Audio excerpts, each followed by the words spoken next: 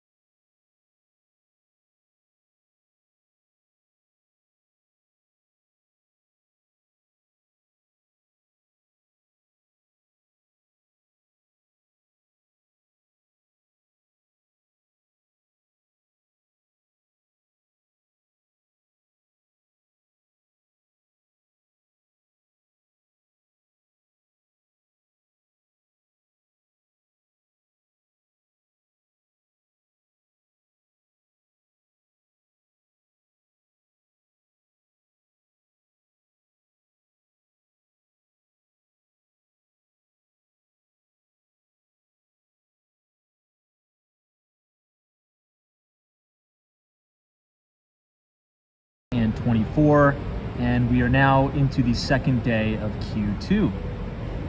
It's about 9:07 p.m. Eastern time, and we are reporting live right here from the corner of Madison Avenue and East 56th Street. Now, we have a lot to talk about tonight, but I want to start off by pointing out two notable things in particular, okay? So if you've been watching the live stream probably for the past, I don't know, I'd say probably about a month now, maybe even a little bit longer, we've been talking about this, I would say, new emerging bull market in crude oil and potentially the energy sector in and of itself. Now today, I mean, talk about a rocket ride in crude oil. We opened at about $83 a barrel, and we've rallied all the way to about $85 a barrel for crude oil. So if you look at the ticker symbol CL for the light crude oil futures, we're currently trading at 85.13. Now the upper end of the range of that channel is at 94, and this is really going to help a lot of the oil and gas stocks, particularly the XLE ETF, which is the Energy Select Sector Fund, which we covered in the newsletter last Thursday. Now, the XLE had a wonderful day today. It was up almost 2 points on the day, almost about 1.5% gain for the XLE today, closing at 96.44. Now, I want to take you guys behind the desk here. That's actually going to be coming up pretty soon, but I just want to show you how perfect this chart looks here. And crude oil is really helping this rally. So what you're looking at right now is a weekly time frame of the XLE. You have this year-long handle, and we are just starting to come out over the top here. I think this is going to blow through all-time record highs as crude oil continues to rally. And I think we're going to have a major rally in the energy sector. A lot of the oil and gas stocks like Chevron, Occidental Petroleum, ExxonMobil, all performing really well. ExxonMobil is 1 point away from a new all-time record high. Look at this. ExxonMobil up almost 2% on the day, trying to come out of this handle here. That's only a matter of time, probably days, until we hit a new all-time record high in a lot of these individual oil and gas stocks. But that wasn't the only thing that did really well today, which we have to talk about and check up on. Guys, gold is officially up and out. Right now, gold is trading at $2,278 an ounce, a brand new all-time record high for gold again today. Check this out. Now, we've been writing about this almost to the point of ad nauseum here in our Behind the Street newsletter. This is almost a decade-long cup with handle pattern, and gold is continuously rallying and breaking out of this handle. This would not be surprising at all if by the time 2024 comes to a conclusion that we have $2,500 to $2,800 gold. You know, on the upper end, probably $3,000 gold. That is not unfathomable, if you will. So I think we need to be putting these pieces together. We need to be understanding that commodities are performing exceptionally well. Crude oil performing exceptionally well. Precious metals. Not only that, not only gold, right? Let's check out silver. Silver's starting to break out too, everybody. You know, $26 an ounce silver. Very, very important to be paying attention to precious metals right now. This looks like it's probably going to come out over the top. $29 silver is not out of the question. Also, platinum, palladium trading really well. So we have precious metals ramping, we have commodities ramping. What is the market trying to tell us? I don't know. We'll find out. We'll talk about it tonight. Last but not least, everybody, Thursday I did send out our free investing newsletter. So if you want to receive all of our equity research, you can head over to our Substack. We write and we publish to our Substack every other Thursday at the conclusion of the market, so right at the closing bell. And this week's newsletter was all about inflation. Is it here to stay? We talked about new record highs in gold, and we broke down the Russell 2000 and specific sectors like the XLE and the XLF. Very, very important you read this newsletter, share it with your friends, get it out there. This is all for you for free if you just scan the QR code on your screen, or if you type !news, NEWS in the chat. The Nightbot will drop the link to our newsletter. But look, gold, silver, precious metals, commodities rocking. This is an important trend to pay attention to. I cannot stress that enough. With that being said, let me go ahead and close up my laptop here. I'll say hello to everybody in the chat, and just a quick kind of forewarning.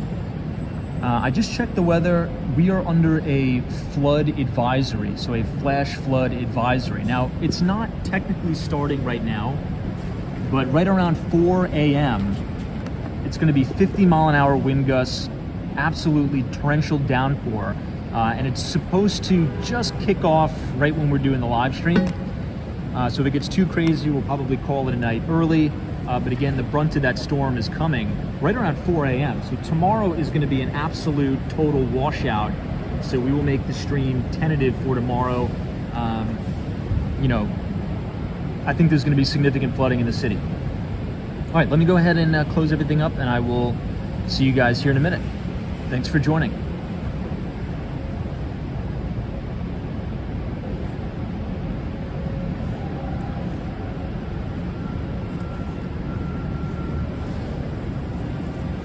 I'm all bundled up too. Got my umbrella, I got everything out. All right, let me go ahead and get the QR code off the screen. Again, if you scan that, that'll bring you to our Substack. But I see Abdullah, a collector's dream, is here. MH, what is up?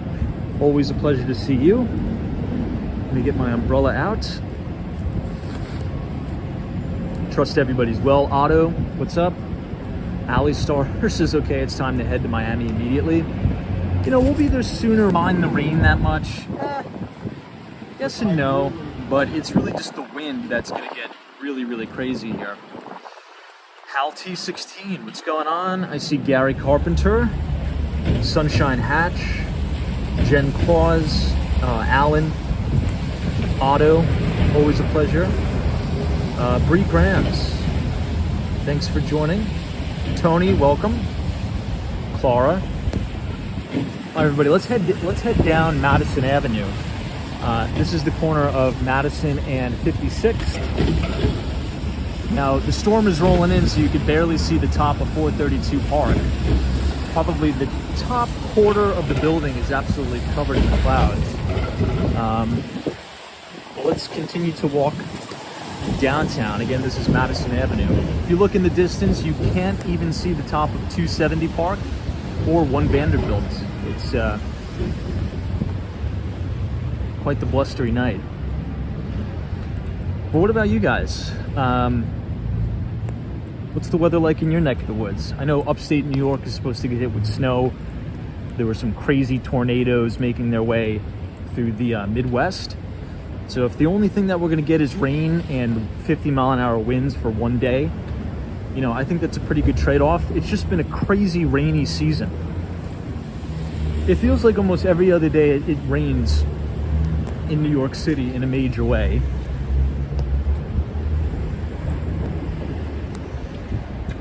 Down here you can see the St. Regis and the Peninsula Hotel.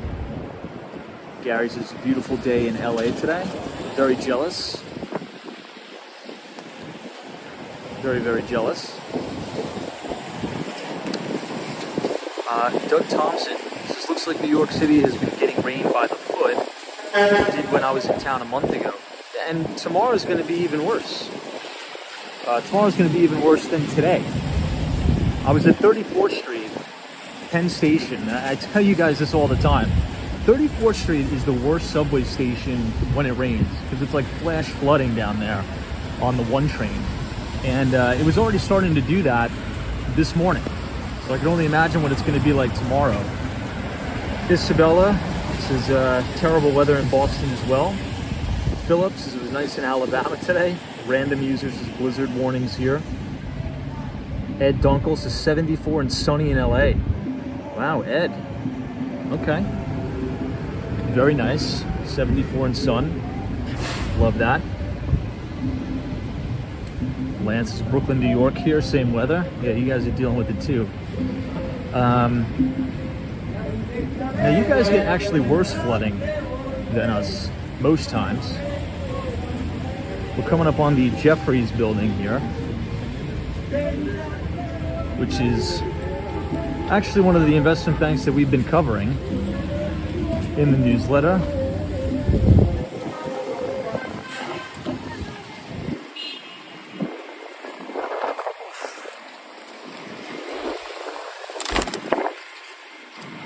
Hey, Hawaii. It says 82 degrees and sun in Hawaii. Love that. Well, hopefully it won't be raining in Miami when I go there next week. This is the Jeffries building here. Like the design. A lot of people actually don't like the design. I do. I think it's quite nice. We're going to be wiping the lens a lot. But I guess we'll jump right into it. You know, at the very, very beginning of the introduction to the stream, we were obviously talking about extreme strength today in all the areas of the market that we've been essentially forecasting to keep a close focus on, right? Crude oil again rallying in a major way. I think we're at $86 a barrel for crude. I think that's headed higher. Commodities across the board having a very, very good day. And the XLE is a stone's throw away from brand new all-time record highs. Closed at 96 today, up about 1.5%, 1.5% gain for the energy sector. And then of course we have gold reaching a brand new all-time record high yet again today.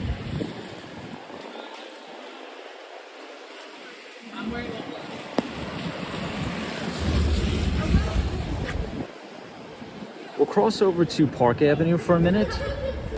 Evercore is in here. And I also used to think BlackRock was here too. Ace Options Trading, what's going on? Matthew M says, hey Tom, a big earthquake just hit Taiwan a little bit ago. Really? Holy crap.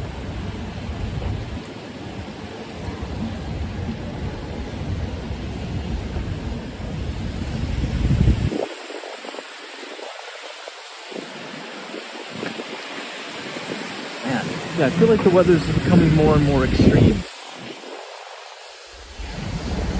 I would say the weather in New York is very volatile. We're going to be wiping the lens a lot tonight. The problem right now is the rain isn't coming down heavy. It's like this misty rain, which is the worst type because the umbrellas really don't protect against this mist. So you just get absolutely soaked all over, which is unfortunate. Jonathan, what's up? Peter says all of my oil stocks are up over 2% today. Yeah, the entire sector was screaming today. ExxonMobil, great day. This is 58 East 53rd Street. I think Evercore is in here. Morgan Stanley as well. But this is like a really cool atrium. So you can see Evercore. This is one of the boutique investment banks that we actually been writing about in the newsletter.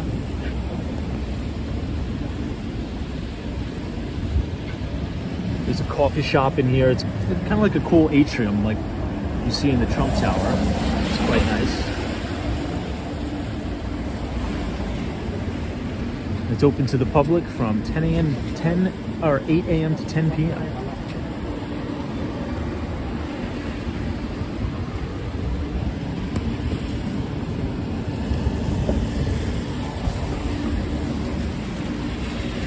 Now, ExxonMobil and Chevron, those two stocks make up 40% of the entire XLE, right?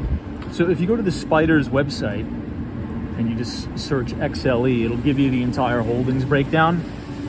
And what I like to do if I'm, following a specific sector, like if you're following the energy sector, if you're following the financial sector, so ticker symbol XLF, I like to look at the holdings and I like to put on my watch list the top 3 stocks by weighting in that specific ETF, right? And as you're looking at the price action throughout the day, right, it becomes pretty apparent the overall trend of the market. If these stocks are trending into 52-week highs or near all-time record highs, well, chances are it's going to be pretty apparent that you can get long those ETFs either as a trade or as a long-term play. I think XLE is very, very actionable here. This is the brand new 425 Park Avenue building.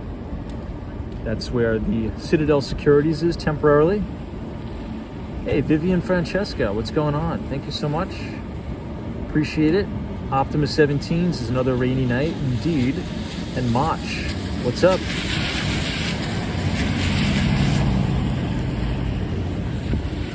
Yeah, Peter, you were telling me about that water-resistant camera lens thing a little bit before.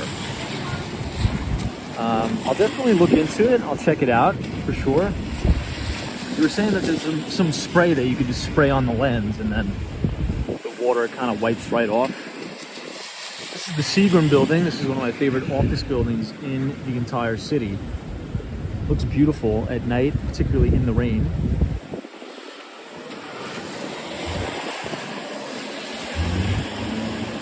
Now, is that breaking news, the earthquake that just happened in Taiwan? I'm assuming that's breaking news because I was pretty much looking at the news all day today and I didn't see any of that.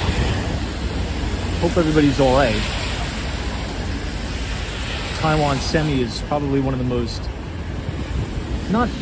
it's one of the most valuable companies in terms of its importance, I should say.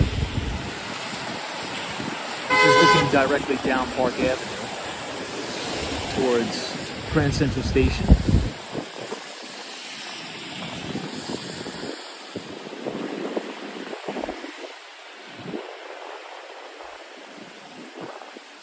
Wow, 7.2 magnitude. Yikes.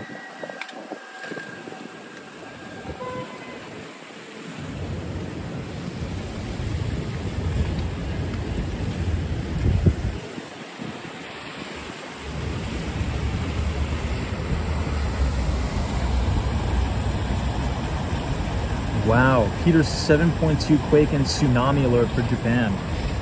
Oh my God. Every time I hear tsunami alert in Japan, I always think of the Fukushima disaster I mean, what a horrible, horrible tragedy that was. Oh my God.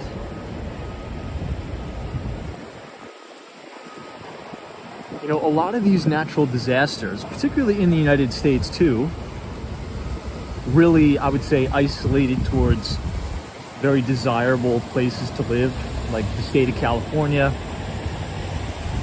Florida, right? So much so that insurance companies have actually been pulling out of some of these local markets. I think Allstate said that they are not going to be renewing any of the homeowners policies on a lot of these single-family homes in California that's affected by a lot of the wildfires. And in Florida, right, particularly South Florida, with the flooding and the hurricanes, you have insurance premiums absolutely blowing out. Now, I live in a non-flood zone, right? And I always say this, if you're looking to buy real estate in South Florida, you should always look at the FEMA flood maps and also the local, I would say the state and local flood maps.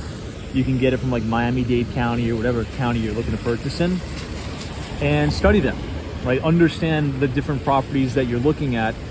What is the flood risk in those neighborhoods?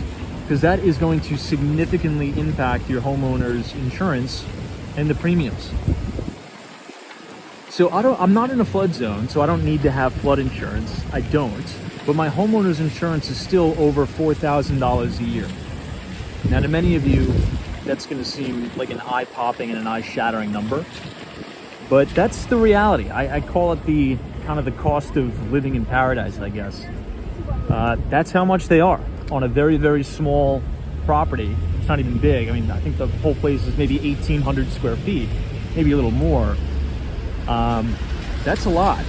And what's happening down there especially is even a lot of homeowners who've lived in the state of Florida, particularly in South Florida, for life, and now they've paid off their home, the insurance premiums and the property taxes are becoming so enormous that it's almost forcing locals out, which is really, really unfortunate.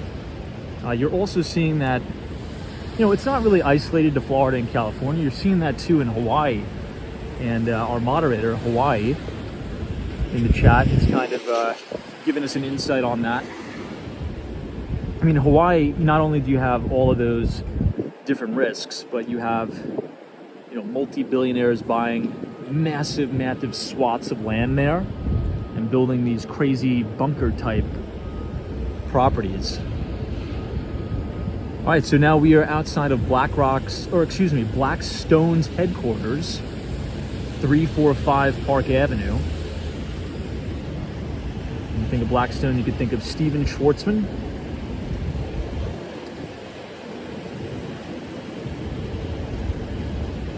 Anna, yeah, I know, crazy.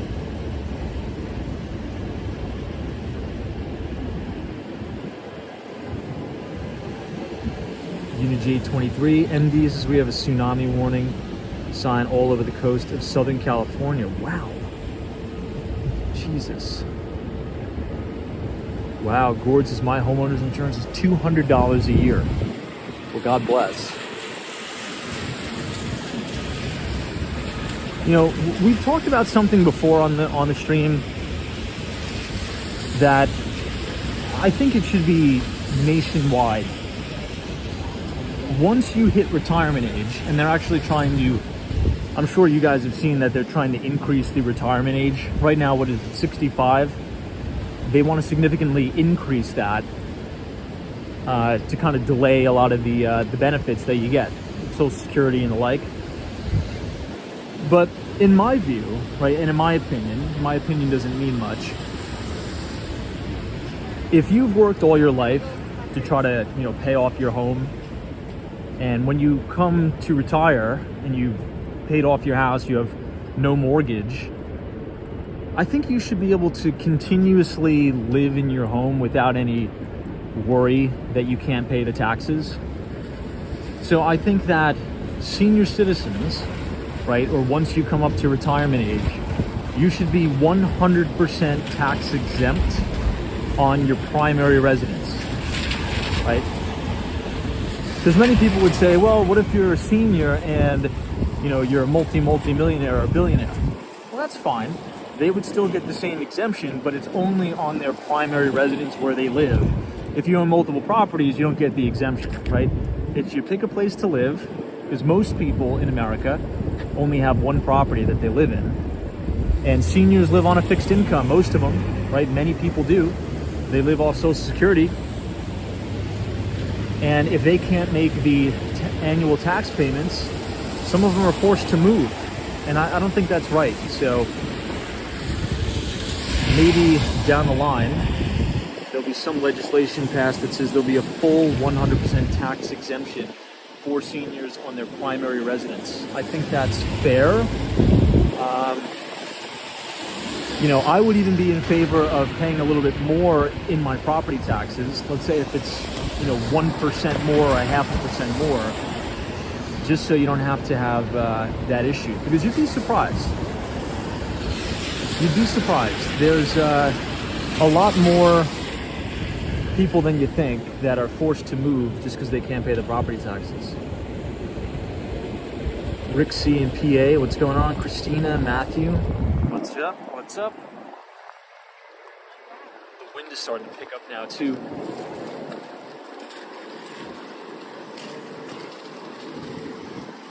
Maybe tonight we'll take a detour through Grand Central Station. We'll do that.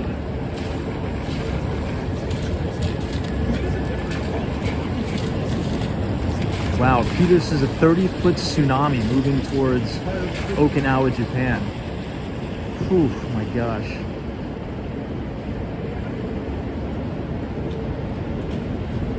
Dude. Well, I hope it's not devastating. I still remember watching on the news all that footage from the Fukushima power plant disaster a while back.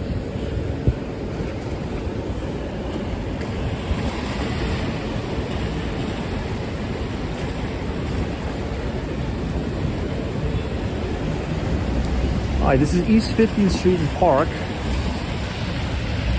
This is the, well, I was going to say brand new. It's not brand new. It's a total, I should say, renovation. Let's say that. Complete and total renovation. Beautiful, beautiful building. They had some difficulties doing this, though, at the Waldorf Astoria. Check the logic, says veterans should pay property tax. They am 100% unable to work, or shouldn't, you mean?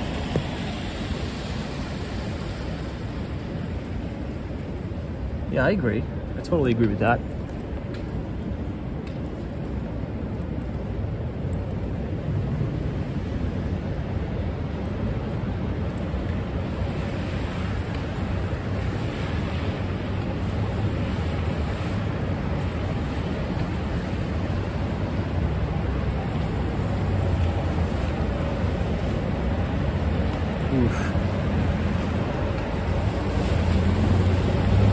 You can already start to see some of the water pulling up. But the storm's really going to start in New York City around 4 a.m. That's when a lot of the wind and the rain is really going to pick up. For now, it's surprisingly actually not that bad. It was worse all throughout today.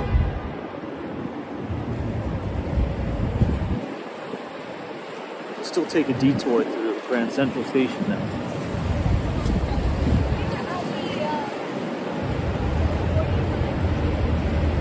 D. Taylor says Taiwan will be more vulnerable with this. Well, I guess we'll see how big of an impact this is actually going to make.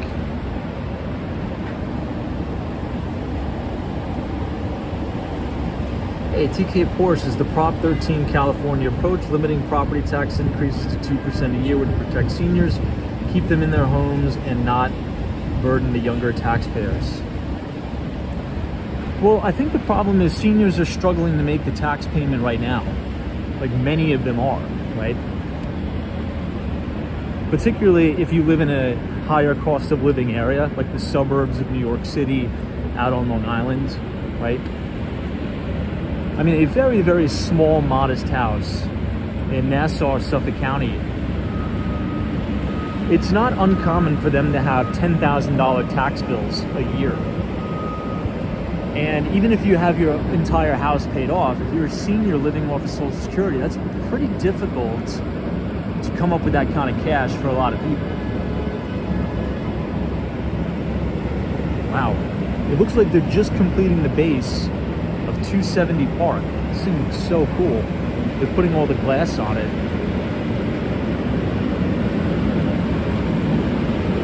Now the base of the building kind of cantilevers over.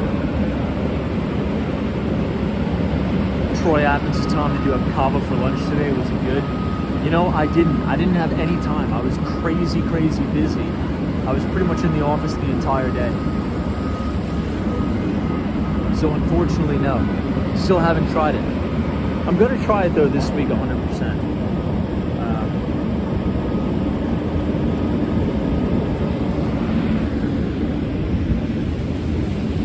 Now Kava is a new IPO, or relatively new, and it's up and out into new highs, and I think we're going to come and handle here. And it looks good. Company looks good. The growth trajectory looks very, very encouraging and robust. I'm kind of modeling this stock after Chipotle. If it can have a similar growth trajectory as Chipotle and have that kind of, you know, cult-like following as Chipotle, I think this thing is going to do really well. And from what I see on the menu, the food is actually rather healthy, or healthy-ish. Chipotle is kind of healthy, but I think just the sodium is way too high. All right, now that we're standing a little bit further back, we can see the entire base of 270 Park.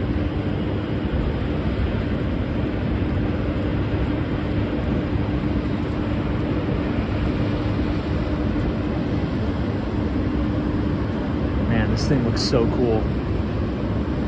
I can only imagine what it's going to look like when it's fully complete. Now, there's going to be another building that's going to be constructed just 2 blocks over at 350 Park Avenue. So if you want to see some renderings of that, check it out. If you just Google 350 Park Avenue, Citadel Securities Tower, that thing is going to be crazy. So there's a lot of new construction. There's a lot of these new Class A office towers being built all up and down New York. Hey, David G, says Tom. You ever stroll down Roosevelt Avenue on your walks? I have seen other streamers do it and it looks pretty. Yeah, sometimes we do. For sure. I know Brad's like, don't let Bill Ackman hear that. You know, a lot of these QSR places, I mean, it's definitely healthier than eating at McDonald's. And you can get a decent meal for like 12 or 15 bucks. So for that, I respect it. I wish they just didn't go so heavy on the salt. But there has been studies done, I guess, that the more salt that you add, it prompts cravings from customers. This is the Intercontinental Hotel.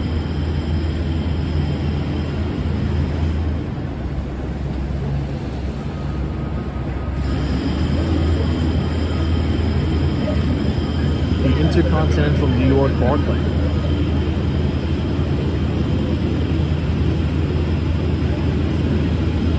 John says, whom are they building more offices for? Well, that one in particular is going to be for the staff of JP Morgan Chase.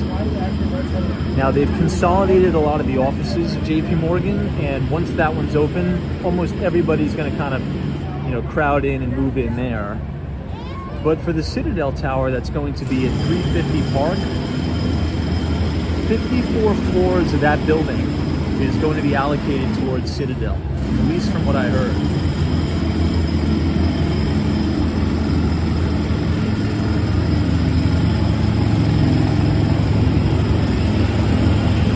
All right, Lexington Avenue and 48th Street.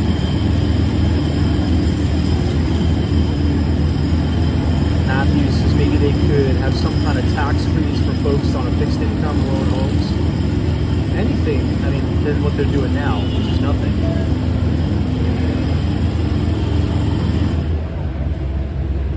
photos from around New York, just in time for the storm. Looks like they're doing a lot of work here on Lexington.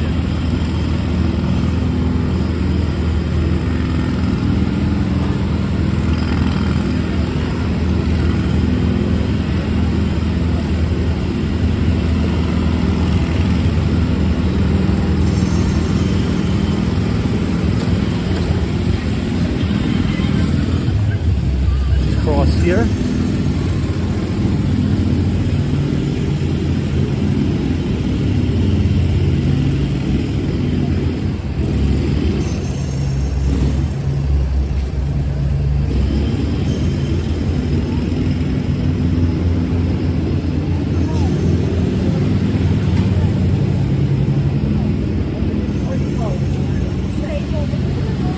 Let's try to go around and down and venture over to the east side a little bit more.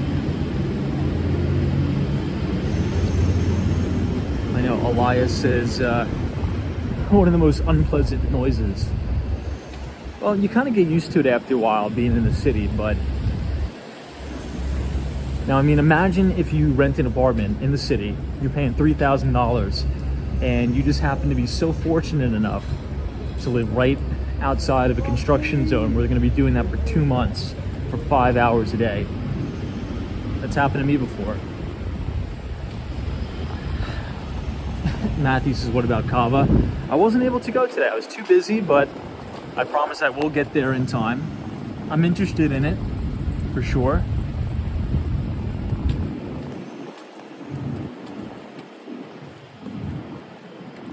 I mean, look at the growth trajectory of Wingstop.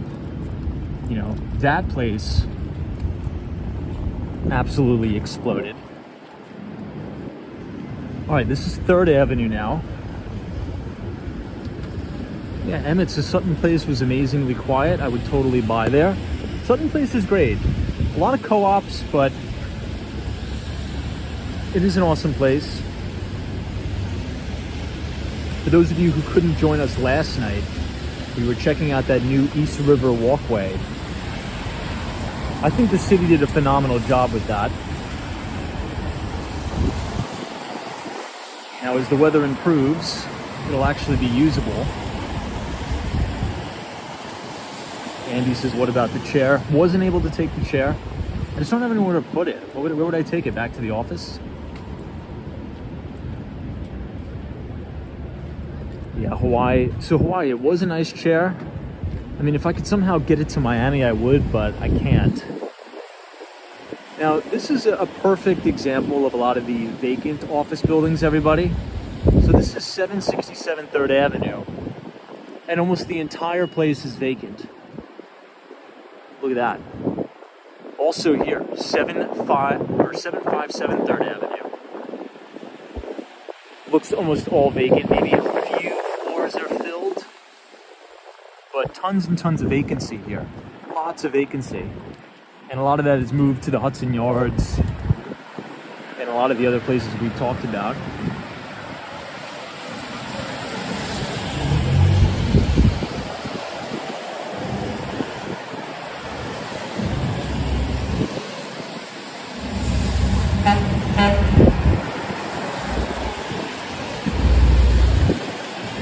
For some reason, this company just popped in my head. Now, I don't know how the stock is trading, but I remember very vividly when the company IPO'd. I'm trying to think of the name. I don't know why I'm forgetting the name. But it's a company that makes scrubs. It's like a trendy company that makes scrubs for nurses and, you know, PAs, things like that. Maybe some of you in the chat know what the company's name is. I don't know why I'm forgetting this name. I notice when it's very dark and gray out, I'm very forgetful. Maybe it's just the vitamin D levels are dropping, potentially. It's been very dark and nasty out. Figs. Old Wise Hour, you're correct. Yeah, the company is called Figs. I think they're publicly traded. I don't know how they're doing, but the reason why I found out about the company is, and you have to read up on the founders of this company. They literally started the company out of the back of their trunk. And I know a lot of people use that as a metaphor, like, hey, you know, we bootstrapped this company out of the back of our car. No, these women actually started the company by selling these scrubs out of the back of their car. And now it's a publicly traded company, the IPO. Incredible, right? I wonder how it's doing. It's probably not doing too well if I had to guess. I don't know. It would show up on my screeners because I usually know everything that's trading into new highs. I wonder what it's trading at relative to its IPO price, I should say. All right, this is 45th now. We're going to be coming up on the right, or I should say the easternmost side of Grand Central Station. Tony's is 52-week low. Yeah, that's probably why I don't know about it. Wow, $4.55 close.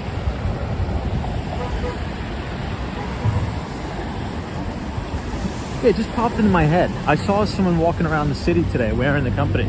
I was like, oh yeah, I remember when that IPO'd. Oh, wise Alice, Figs is overpriced from what I've heard through hospital friends. I think at one point it was meant to be like very trendy, but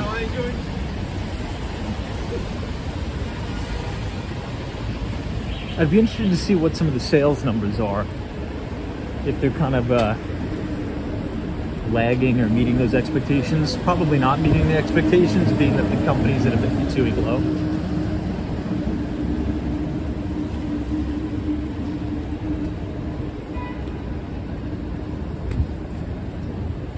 East 44th Street.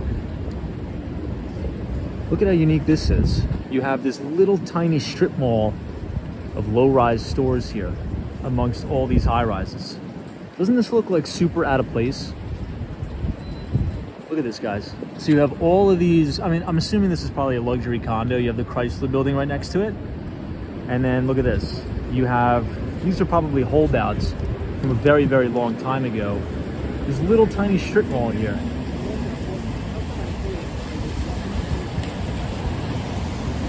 The same holdouts, we've talked about this mega tall structure that's going to be built very soon. 850, I think. Oh, speaking of Kava, here it is. Looks like some people are still there. There's 2 food delivery bike guys in the store. I mean, people are ordering online. This gentleman's going in right now.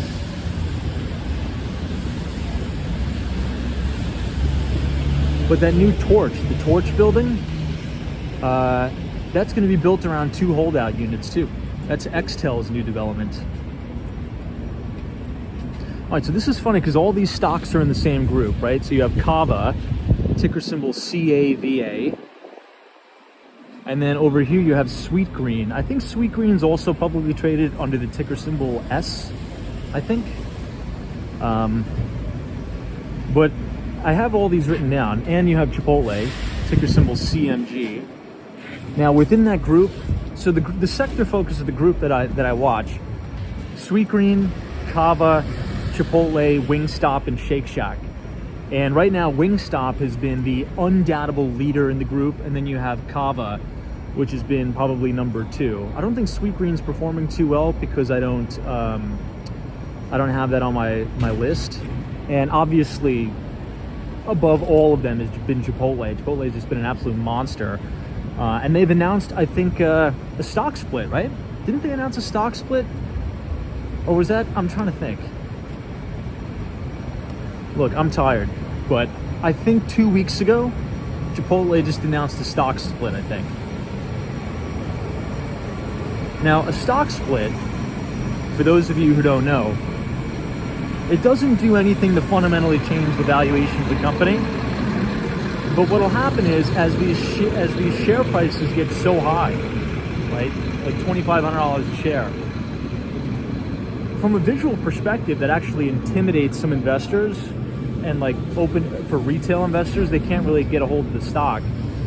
So they'll do a stock split where they'll, obviously the valuation stays the same, but there'll just be more shares outstanding, if that makes sense. So the price of the stock will go down significantly. Valuation stay the same, but I think Chipotle is doing a stock split here pretty soon.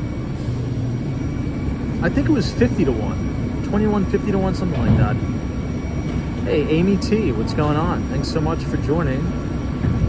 LB's here too. What's up, LB?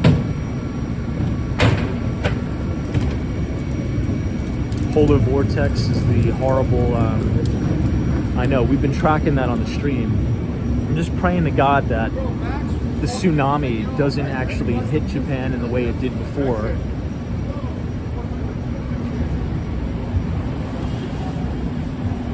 I mean, how terrifying is that? Jesus. But if you guys are enjoying the live stream so far tonight, feel free to leave a like on the video and click the subscribe button if you're new. We do these live streams almost every single day, starting at 8:30. This is looking right up Lexington Avenue. But we are going to cross. This is over by the Equinox, but this is Grand Central Station. And then you'll be able to see a really, really unique view of the Chrysler Building. Look at this. So on the corner of East 43rd Street and Lex, you'll be able to see the beautiful spire of the Chrysler.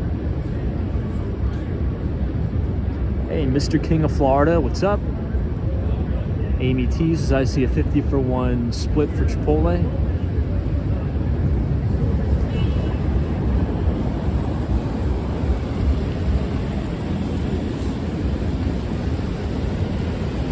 Now, I think this is a good lesson. I was speaking with one of my really good friends, who's kind of like a mentor to me. And he always says, he'll always say that the best stocks are never cheap, right? You'll always see people that says, you know, this market is in a bubble. You know, Nvidia, it's a bubble. Apple, it's a bubble. Microsoft's a bubble. They're trading at nosebleed valuations. But you have to understand, and this is kind of how it was explained to me, those companies will never be cheap, right? Stocks are cheap for a reason, and stocks are expensive for a reason, okay? You're not going to recruit LeBron James to go play basketball for the New York Knicks for $500,000 a year, okay? It's not going to happen. You know, if you want quality players, you got to pay up, right? Think about, you know, all these soccer players that are getting paid literally $1 billion to go play in Saudi Arabia. Okay, Cristiano Ronaldo, they paid him $1 billion to go play 1 year in Saudi Arabia. You know, he's quality. You know, he is the apex of the sport. So he's going to be expensive for a reason. It's the same thing with stocks. If your number one fundamental focus is, I'll never buy something because of its valuation, it's so expensive, you're pretty much going to miss all the leaders throughout history. You know, Apple, Nvidia, you know, these things are trading very expensive for a reason. The earnings growth, the sales growth, the return on equity, the pre-tax after-tax margins, right? The massive total addressable market. So, yes, it's true, right, that things can get frothy and extended, and that's kind of when it should be avoided. But it is also true that if you're simply waiting for, let's say, an Nvidia, right, or an Apple or a Microsoft to trade at, like, you know, single-digit PE ratios, you're going to be waiting until you're dead, because that's just not going to happen. So things are expensive for a reason, and things are cheap for a reason. Guys, this is more important than anything else. This is the $1.50 slice place, which used to be $1, but inflation, right? This is actually a pretty good pizza spot. right outside of Grand Central Station. This is my favorite dollar slice place. This is the best dollar slice place in the entire city. Very, very, very good. It's in this pretty cool pre-war building too.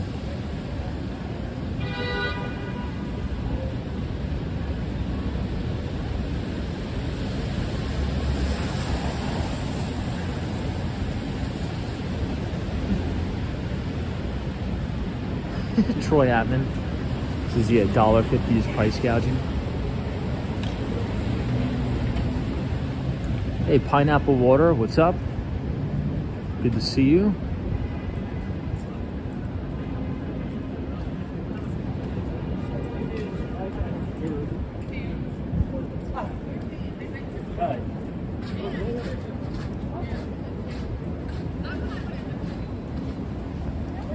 Someone says, where is this? I think this is 43rd Street in Lex.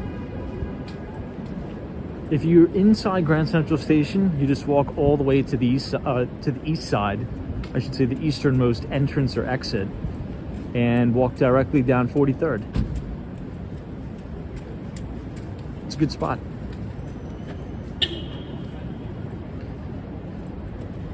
Alejandro's is $1 billion for 1 year. Where'd you get that from? Didn't Cristiano Ronaldo sign a $1 billion 1 year deal to play in Saudi Arabia? I could be mistaken. I thought that's what he was offered. And I think Mbappe was offered $1 billion too. Isn't that what they were offered? But I don't think Mbappe took it, right?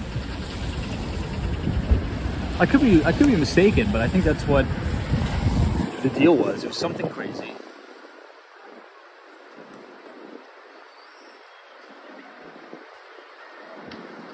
You see the American flags and the United Nations flags.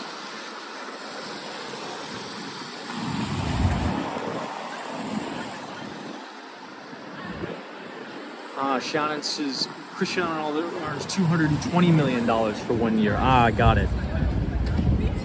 Still a ridiculous amount. $220 million to kick a ball around. It's insane. I mean, he deserves every penny. He's one of the greatest of all time. I love Ronaldo.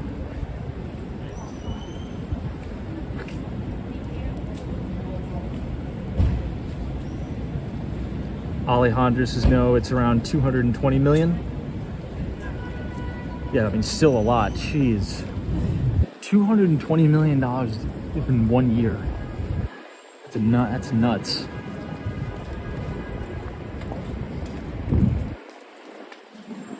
So I'll ask you this question. Let me just go ahead and close the umbrella so we can go inside a little bit.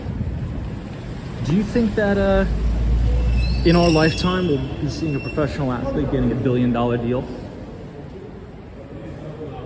Because let's face it, you know, the Saudis have the money.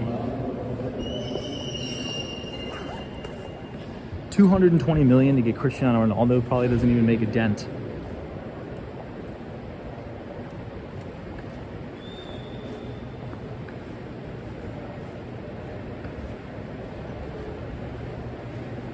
I mean, Messi left a ton of money on the table to come to Florida to play in Miami, but at the end of the day, Messi's probably worth $1 billion.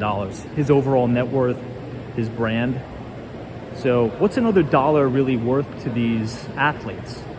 If anything, once you've reached that point of fame and wealth, you're more worried about your lifestyle. And I think for him, you know, he can't have a normal life in Spain if he goes and lives with his family, you know, in Barcelona. He can't even go outside, you know, to get a cup of coffee without being swarmed by probably hundreds of fans, right?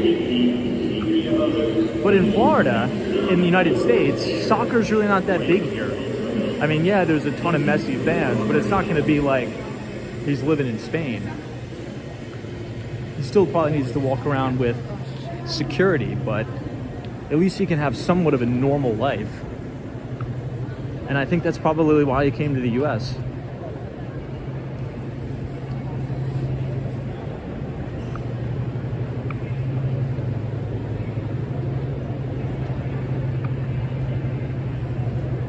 right, look at this.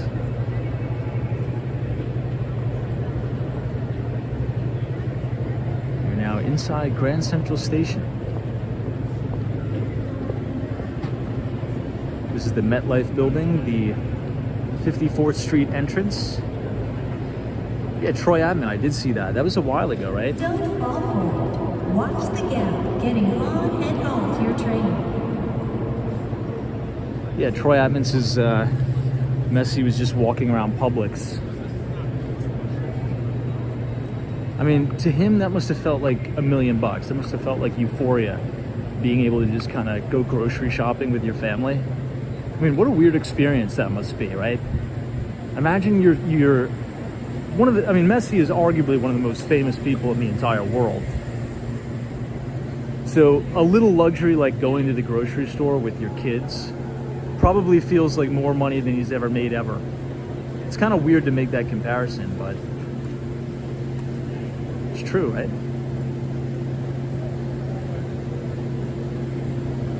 Tone says Messi also got a deal with Apple for $2.5 billion over 10 years. Oh, that's right. Yeah, he gets a portion of Apple TV rights or something like that. Holy crap. Insane. I mean, the money that's out there is just, you know, unfathomable, honestly. This is the ceiling of Grand Central. You can see the mighty bull here.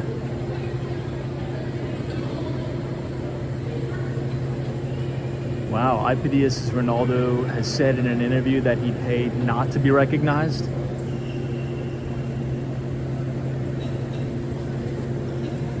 I could imagine.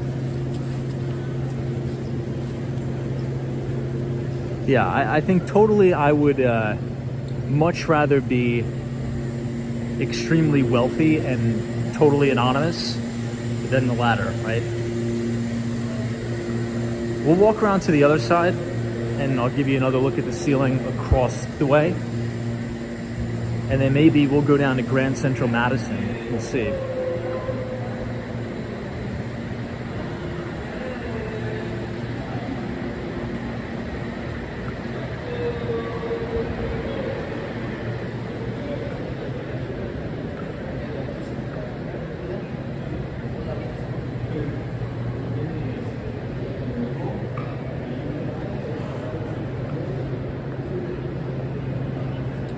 Wow, TK Porsche. This is F1 all-time great. Used to come to the United States on holiday, riding motorcycles on tour.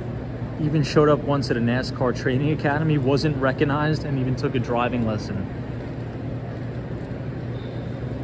Now that sport is crazy, crazy money. I was reading an article on Twitter, or X, the other day, that said the Formula One event, I forget the exact number, but you guys could look this up. They had the F1, the Formula One event in Vegas. I think that was about, what, half a year ago? And the amount of money it brought into the local economy in Vegas. Hope everything's all right over here. Ooh, I think she fell. Hope she's all right. See, it's slippery in here. Because you got to understand, these floors, I don't know exactly the type of material, but it's like marble or something, granite. And when everybody's walking around with their umbrellas in here, dripping water all over the place, it's like ice skating. It's really slippery. But yeah, check out that article. If you just type in F1 Las Vegas revenue, it really just talk about an incredible job grower.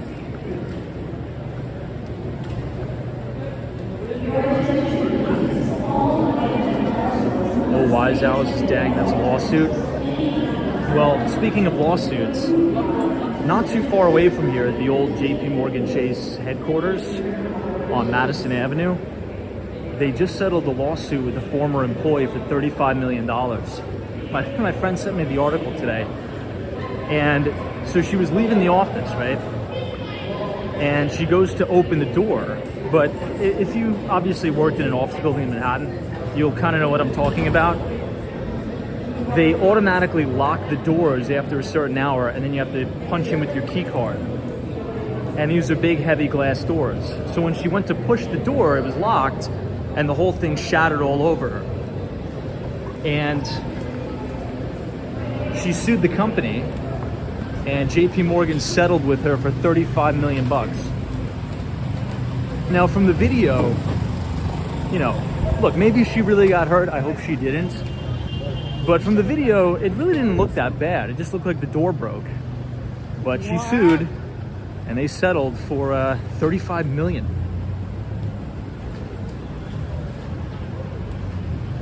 Crazy, right?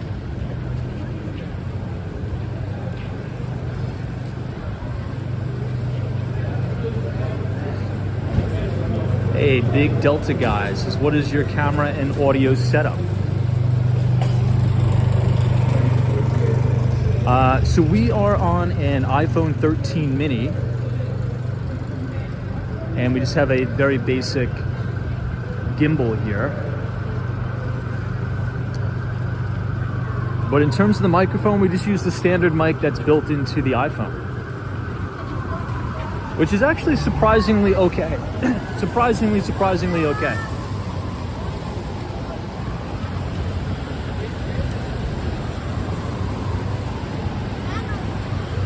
$21 says that's BS. No, you can look it up.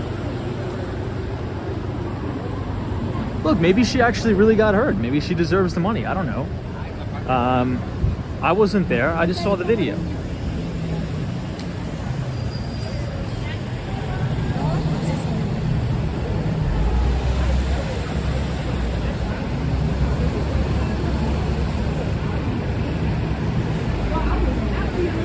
All right, we're now coming up on the main entrance to One Vanderbilt.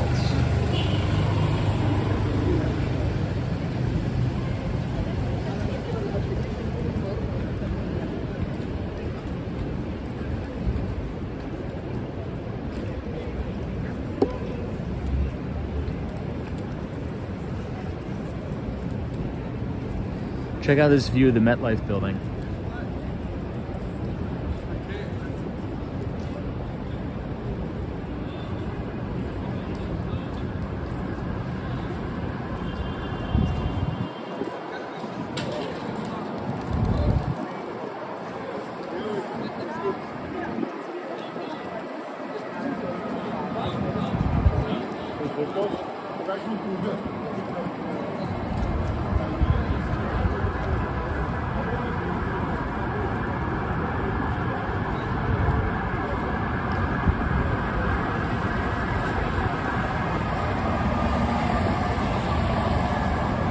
You know, the city actually kind of looks nice after it rains, not gonna lie. With all the lights reflecting off the street.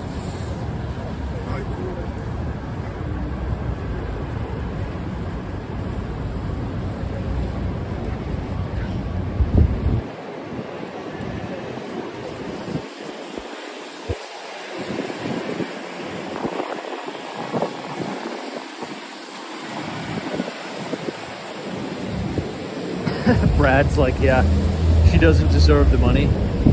I don't know. What I can say is, usually in life, you never get what you deserve, ever. You only get what you can negotiate. So, she probably had a really good lawyer. Really, really good attorney.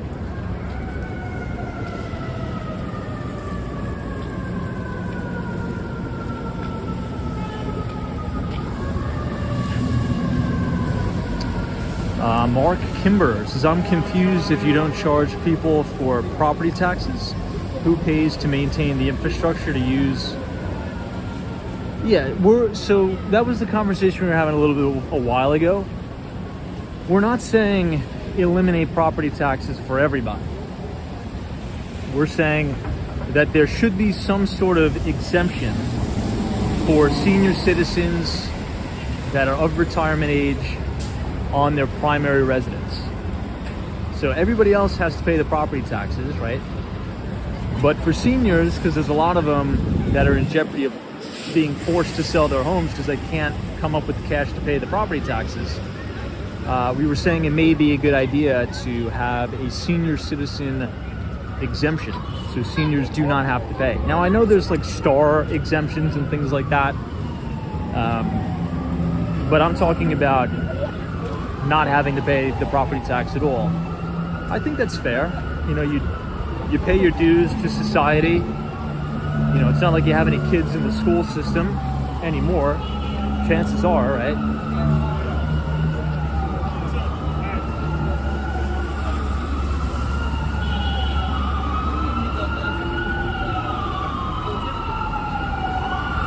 What's going on over here?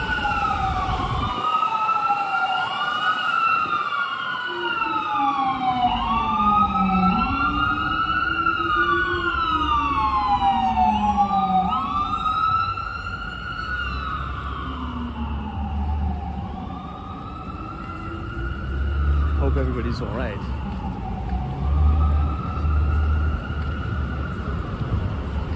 Now, at my old company that I worked at, there was this guy who sued the MTA and won a little bit of a settlement. He would never tell us how much it was for, though. So he was essentially coming to the office and he just slips coming down the stairs of the subway. And he sued the MTA because there was no wet floor sign or something, I guess. And apparently he won, but he would never tell us how much the settlement was, and we would never really ask. I think that's kind of inappropriate to ask.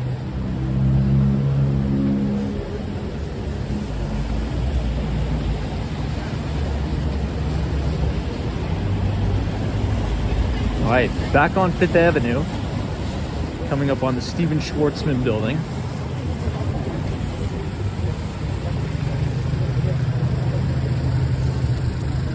Got the hot dog guy here.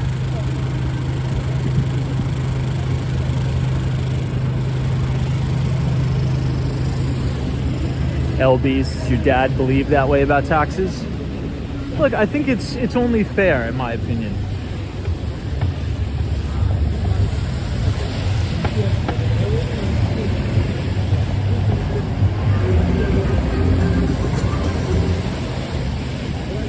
MD says yes, personal injury attorneys usually charge 33.5%. Wow. So what is that called? It's called being on retainer, right? And then whatever the settlement is, they split.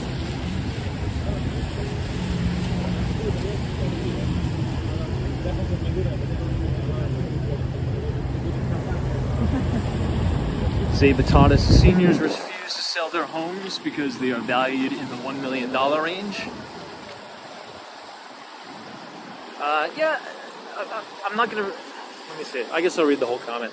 It's a long comment. We'll read it. All right, seniors refuse to sell their homes because they are valued in the $1 million range. And for some reason, they refuse to sell below their inflated price. It's one of the reasons the market is a bit stalled. Well, let's put it this way.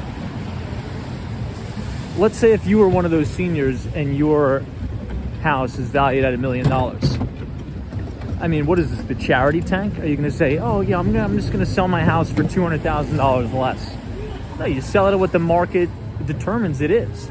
And also, by the way, if you're a senior citizen, which I'm not, but I'm just going to try to put myself in a senior's shoes. If I'm 85 years old, I just want to live in my house and live in peace. I don't want my balls busted moving shit around. I just want to live in my house and relax. At least, that's my personality. If I worked all my life, I have the house, it's worth $1 million. I don't want to be selling it, dealing with moving companies, having people in my house, I'm showing the house. I'm too old for that nonsense. At least that would be my kind of thought process about it. But you are correct that generally speaking, the resale market isn't as robust as it once was. One of the reasons is because a lot of people who have mortgages outstanding on their homes have very, very low interest rates, sometimes even below 4%, 3% mortgages and things like that, right? So there's really no incentive to sell because you're holding so much cheap debt. You know, it's essentially free money. So there's really no motivation to sell. But I see your point. I definitely see your point to some extent.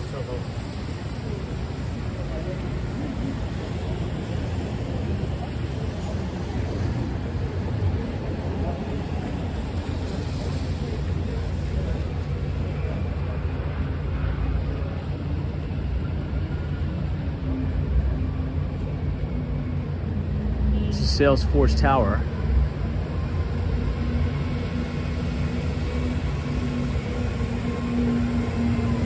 Wow, look at the bar here. Love that setup.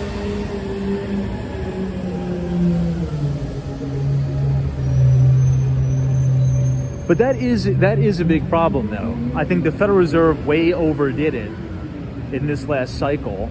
And there's so many Americans now with so much cheap debt outstanding.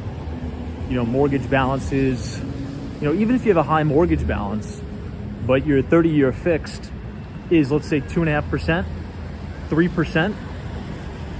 I mean, even if you were to sell that property and let's say move into something a little bit bigger, the debt that you're going to take on now is 7%. That's a lot. That's a huge difference. So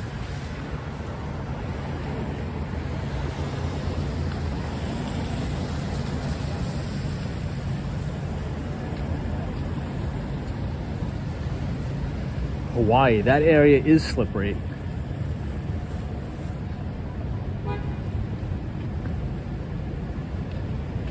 It's like ice skating pretty much.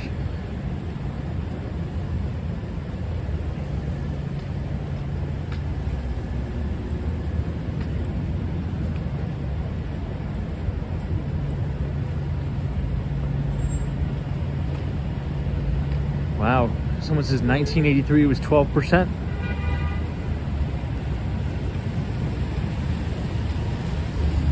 Guys, look at the Empire State Building tonight. I don't think I've ever seen that color scheme. It's blue, a lighter blue, like a pink, and then the blue on the spire.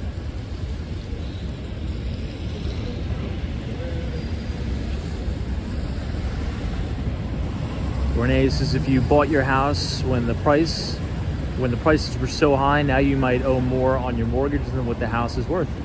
That's what happened in 2008 with a lot of people. And that's why they just gave the house back to the banks. But very, very few people in this market are in that situation. If anything, in the United States, at least for now, Americans by and large have record amounts of equity in their homes.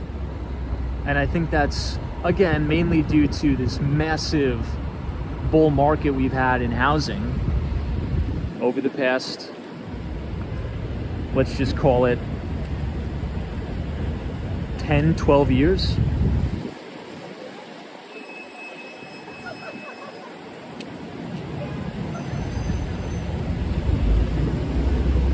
Surprised the amount of traffic coming up 6th Avenue tonight.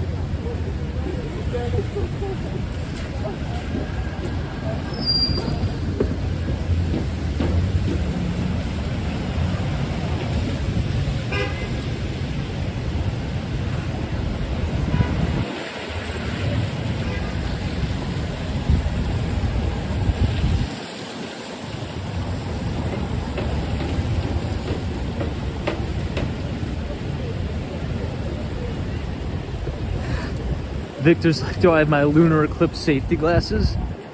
When is the lunar eclipse, by the way, everybody?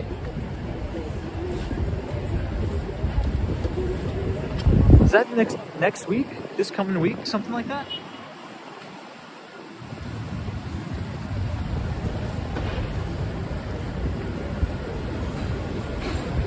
Hey, Jeff in Southern Tier, New York. Always a pleasure. Thanks for joining us.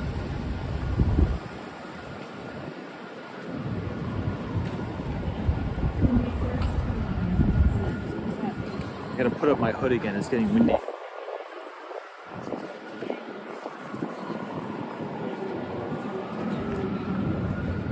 Solar eclipse, this eclipse, that eclipse. The 8th of April, wow. No, actually. I'm going to be traveling on that day. Hopefully that's not bad luck to be traveling on the eclipse day.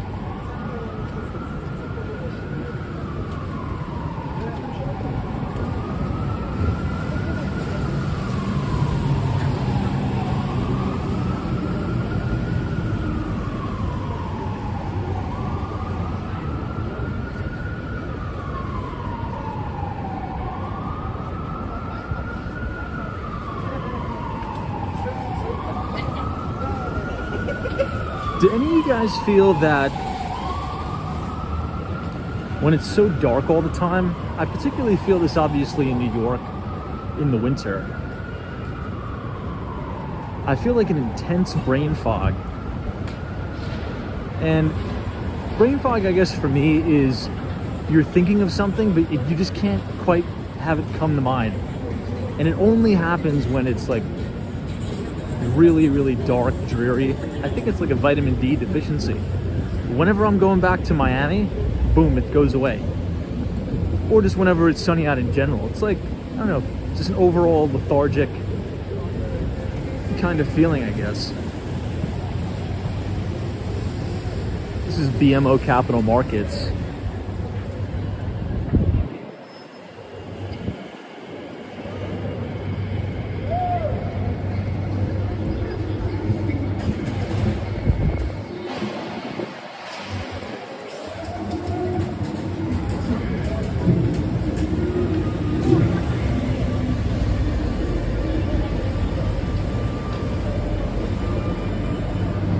Second Street, Times Square. We're now on the corner of Broadway. Let's cut all the way down. We won't make this right.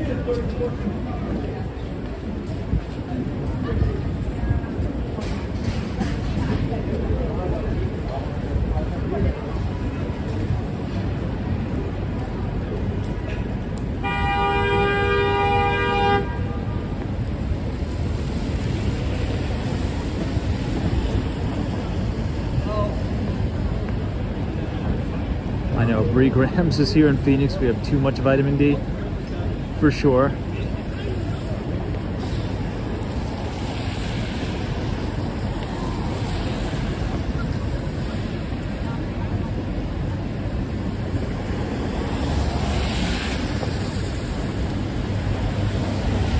I know Elizabeth says, yep, I feel ya.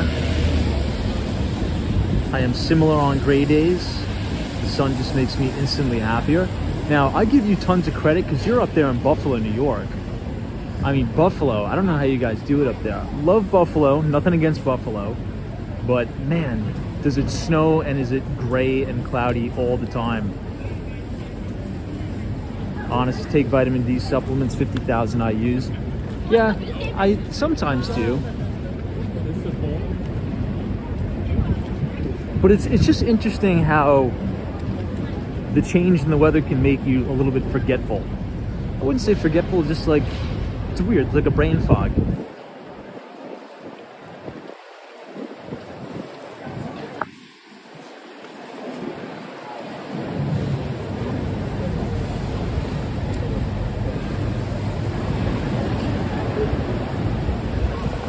Now this is the 5 Times Square building that we were talking about before.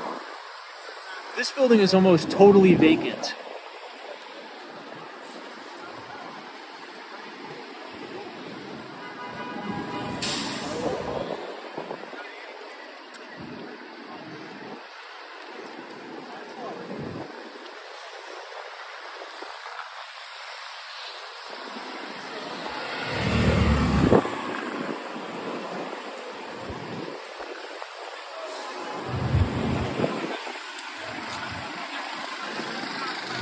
So we're about to pass one of the largest migrant centers, or the facilities.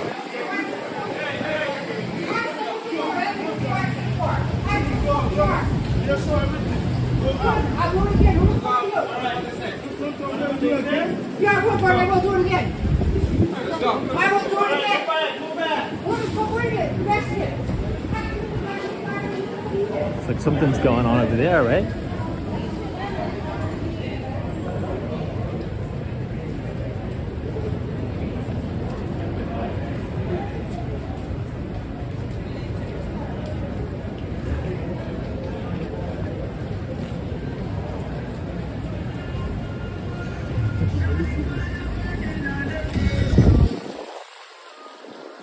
almost never walk down 42nd Street because there's always way too many people here. But since the weather is horrible, let's explore some of the, I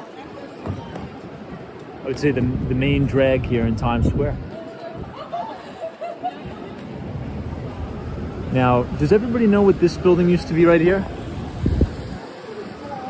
This used to be the very famous McDonald's. I used to go to this sometimes, like not a lot, but sometimes when I was a kid. This used to be the flagship McDonald's. This whole building is totally vacant now.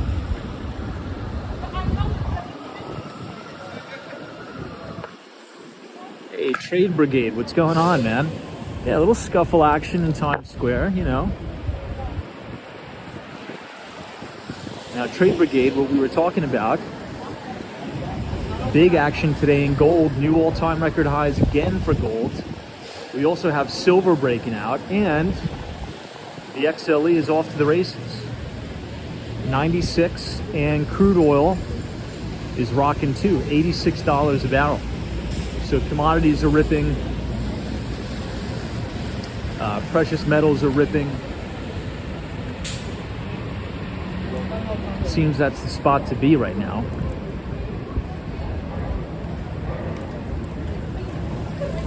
This is that Madame Tussauds. I wonder what this place is. This is a diner. Oh, Dave & Buster's. Now, I think Dave & Buster's stock is actually making a 52-week high, isn't it?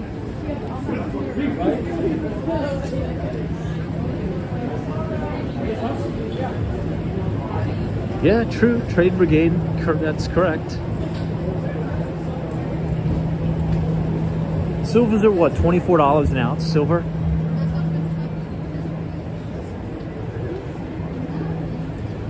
Oh, yeah. And this is going to bring us right out by the Port Authority bus terminal. But if you guys are enjoying the live stream so far tonight, feel free to leave a like on the video and click the subscribe button if you're new.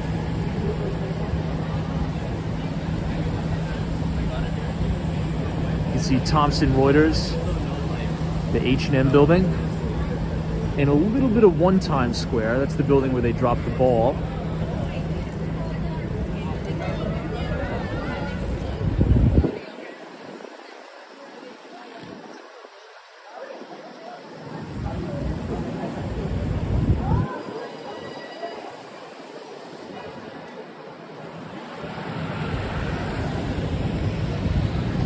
Hey, John Kelly, what's up?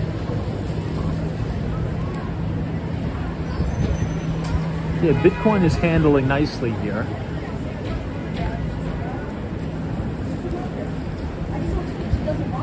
AKA says, I feel like there's so few people. Well, today, yeah. Because the city right now is under a flash flood watch, and we're going to get a very big storm starting at 4 o'clock in the morning. Now, yesterday was slam packed in the city. Massively packed. I haven't seen that many tourists in the city in a long time. The weather here is very volatile, right? Yesterday was 60 degrees and bright sunshine. Today is windy, rainy, nasty.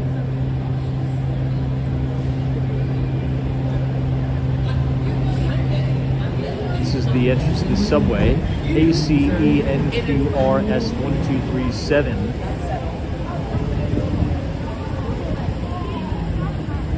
That's true. Trade Brigades is Tom. Another one on a higher time frame breaking out already is healthcare. Yeah, healthcare is ramping. Biotech is ramping.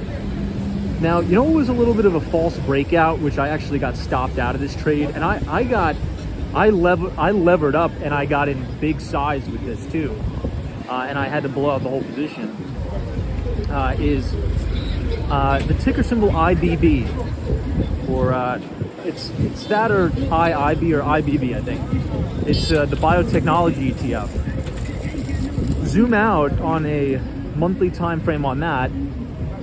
We had a pretty big breakout, and then we came right back into the base, and I think we're going for the breakout again. But healthcare is trending good, doing really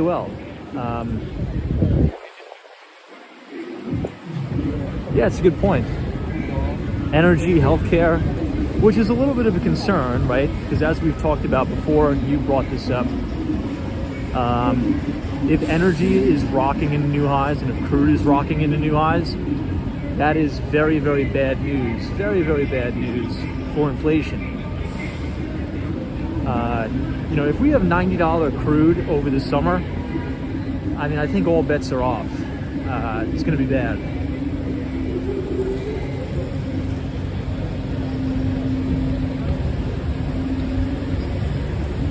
All right, give me a second. I gotta plug in the phone here.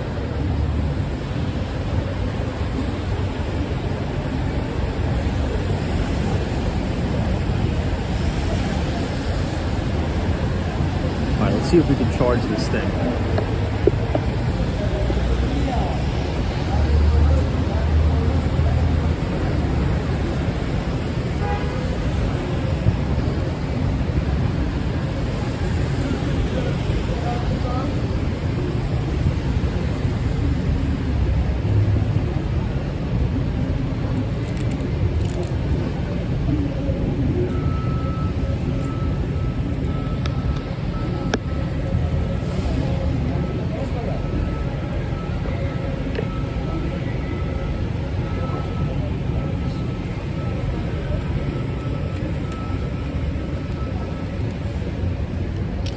All right, we are good.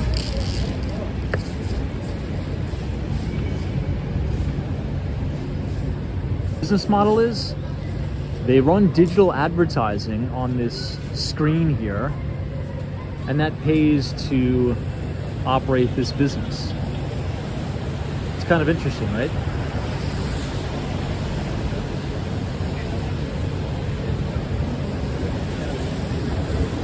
Now, in my previous company that I was at, I was working on this monster deal with this company. They actually went out of business, I think. You can look up the company, maybe they still have their website up, I'm not too sure. But the company was called Kolvanta. Kolvanta, I believe, Kolvanta. And essentially their business model was they signed a deal at the time with 7-Eleven. They signed a deal with Costco, BJ's.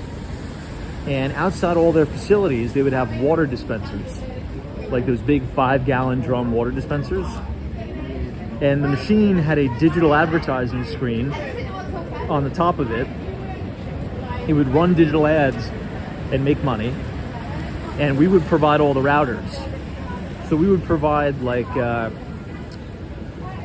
Teltonica RUT 240 routers, things like that. So essentially they would just pop a SIM card in and it would pull the digital ads from like an AWS and it would just run that constantly. And it was actually making a lot of money.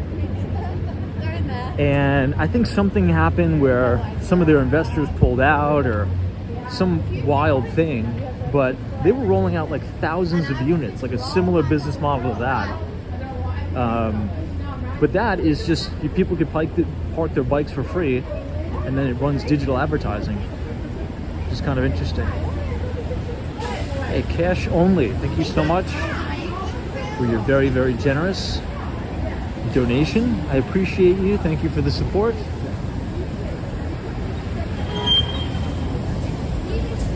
As we come up on 9th Avenue here. Hey, Triple G, what's up? You see Triple G?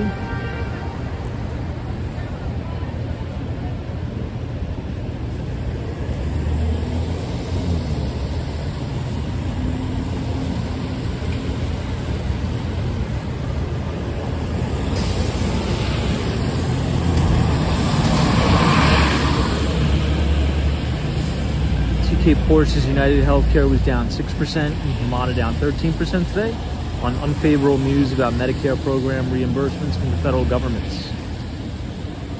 I think the overall market's in a little bit of a shake here, but I think this is normal bull market action. I mean, look at the major indices on a weekly. I think the weekly time frame is very, very telling. we've been straight up in the air for back-to-back weeks.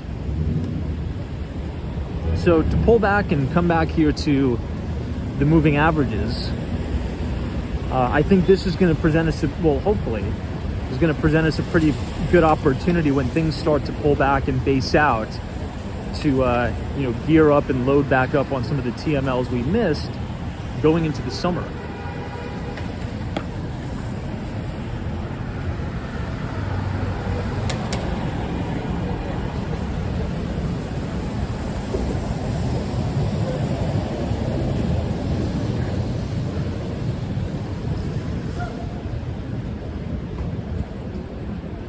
We're gonna make a right and kind of go through the Hell's Kitchen neighborhood of New York City.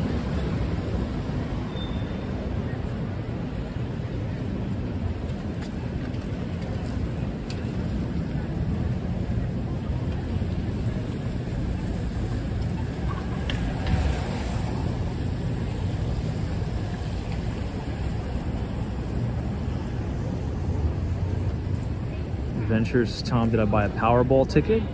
I did not buy a Powerball ticket. What is it, some big prize Powerball right now?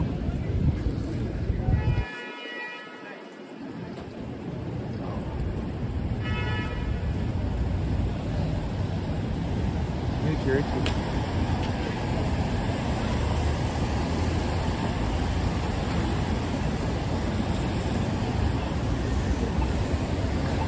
I saw some guy from New Jersey won like a ridiculous amount of money.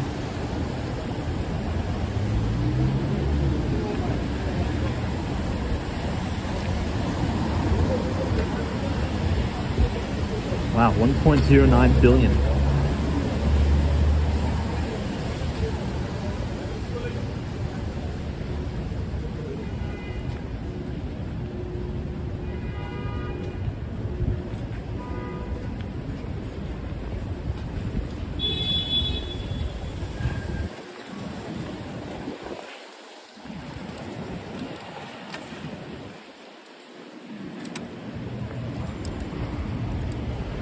Now, I think at the end of the day, the only people who really win in the Powerball is the government. At the end of the day, it's just a big tax scheme, right? If you really think about it. In general, I believe that lotto or lottery, it's really a tax on the lower income. And there's been many studies this. It's not just me, being opinionated. There's been many studies where the vast majority of participants of the lotto happen to be from the lowest rung of socioeconomic status in America, which gets them into very poor habits. Spending tons of money on lotto, and the government makes a lot of tax money, a lot of tax revenue from it. So in that instance, I'm kind of not down with the whole lotto vibe. I think, also I believe it's kind of disgusting how it's advertised. To me, it's just a big tax scheme, in my opinion.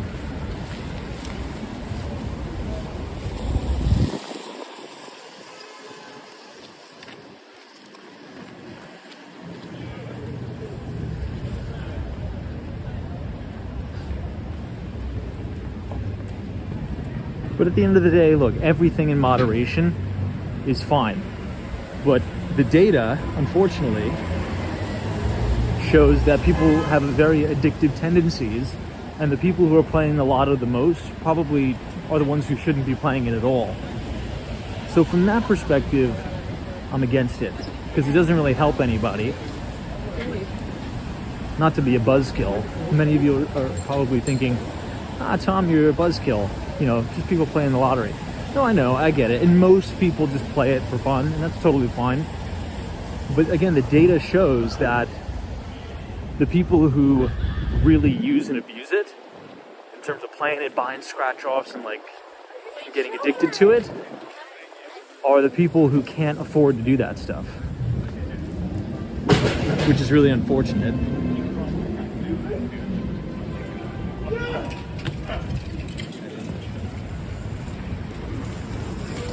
I was so horny recording Mo.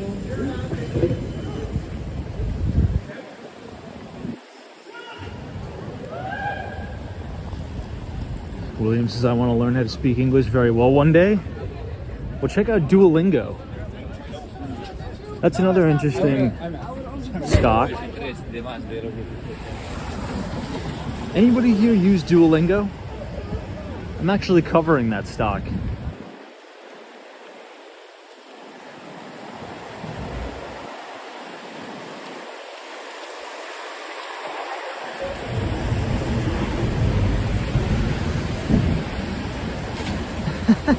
Brad's brain, I appreciate that. I'll find you something nice, I can guarantee you that. Yeah, 5 bags of popcorn, it's predatory. I kind of equate it to the Herbalife scam. Allegedly. Again, we have to say allegedly. But if anybody remembers, you know, Bill Ackman, look at this smoke shop. Looks trippy in there. But Bill Ackman had this massive short position on Herbalife. And essentially, through his research, what they allege is that the company is running sort of like an MLM pyramid-style scam, where I guess Herbalife, and you know, Herbalife was kind of reputable, right? They were sponsoring like big sports brands, like the LA Galaxy at one point, I think. Was sponsored by Herbalife. But essentially it's like hawking health products on other people, but the only people who make money in the scheme are the people at the very, very, very tippy top. And everybody else is like kind of hustling their friends to buy these products, I guess. And that sparked probably one of the most ferocious rivalries on Wall Street between Pershing Square's Bill Ackman and Carl Icahn.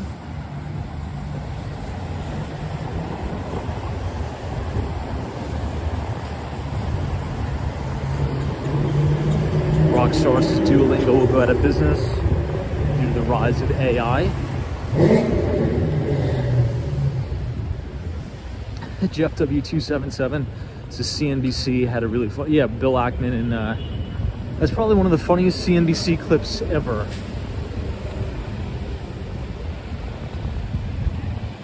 Hey, everything in Miami, what's going on? We are in Hell's Kitchen. We're hanging out on this dreary and miserable night.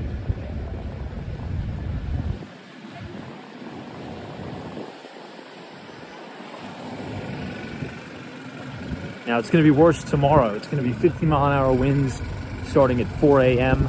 It's going to be really nasty out.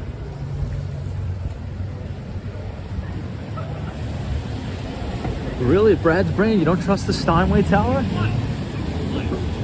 I'll get you into something nice at 157, Brad. I think I'll get you into Ackman's old place at 87th floor. It's a full floor unit. That's Ackman's unit. You take over that one.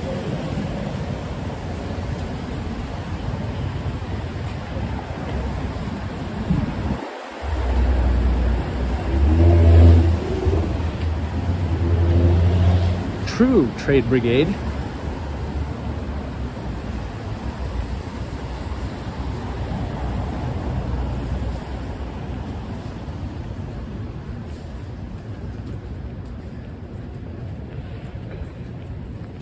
Now, would I consider Herbalife a scam?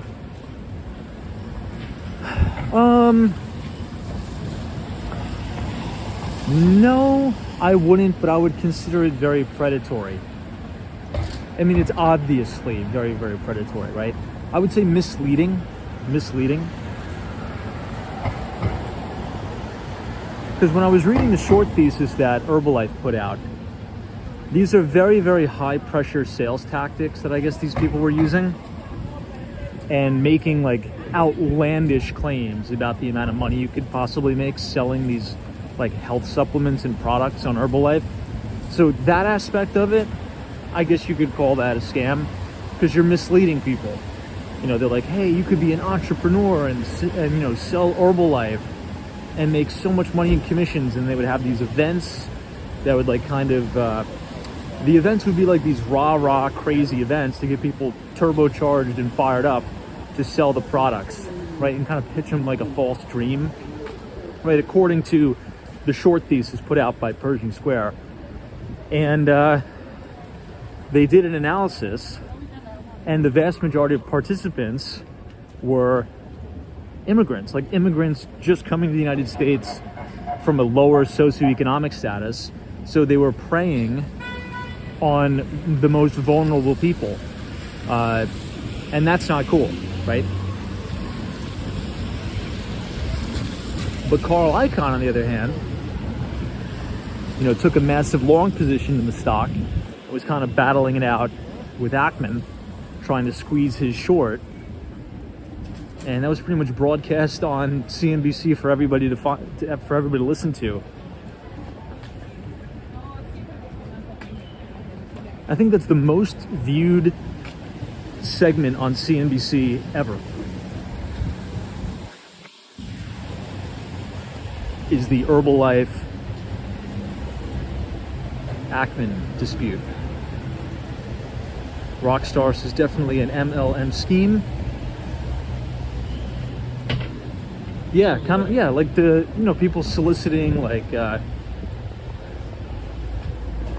courses and things like that.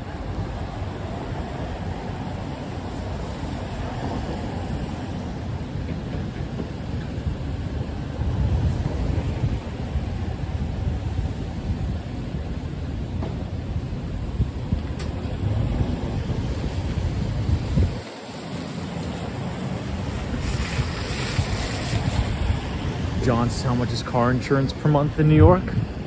I honestly don't know. I don't think it's that much. I know for a fact that it's a lot in Florida. That's all I could tell you. I actually have some friends who insure their vehicles in their home states in the Northeast, and then, you know, drive it temporarily in the state of Florida, even though you're not supposed to do that. But the insurance is just so ridiculous down there on almost everything.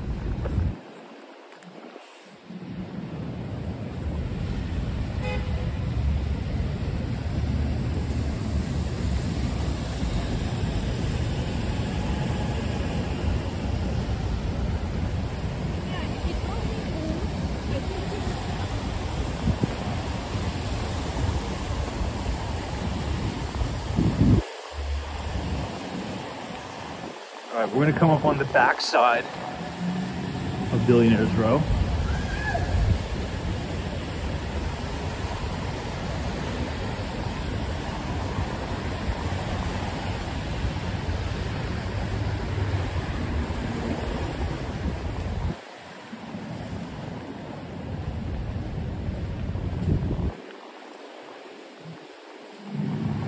Guys walking on the wrong side of the sidewalk, right?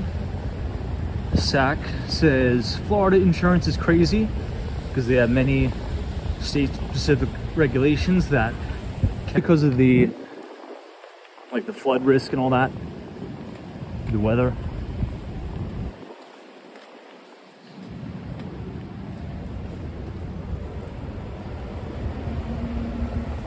No, I didn't. What? MD says, Tom, did you hear about the 3 minor league baseball players indicted for insider trading in Del Taco? No. What? Please expand on that. I'm intrigued. Del Taco? An insider trading scandal at Del Taco with minor league baseball players? I can't say I've heard about that. Enlighten me. I'm intrigued.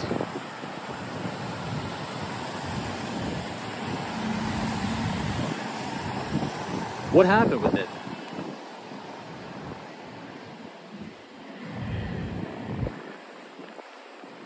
I still think it's crazy that Martha Stewart went to prison for insider trading. And what she really did wasn't even that bad, honestly.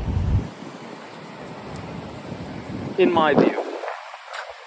Ooh. Oof, now the wind is really picking up. MD says they got a tip and they bought OTM calls.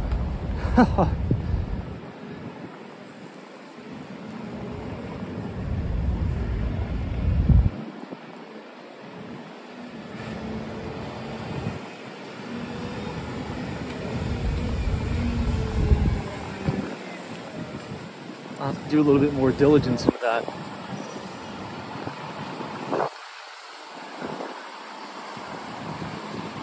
What's the ticker symbol for Del Taco? I've never even heard of it.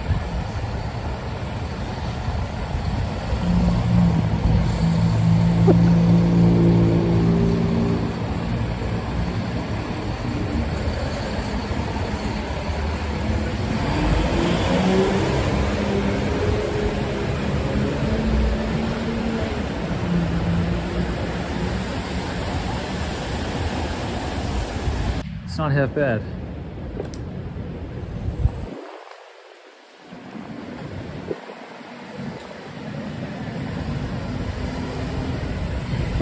Jones' ticker symbol TACO.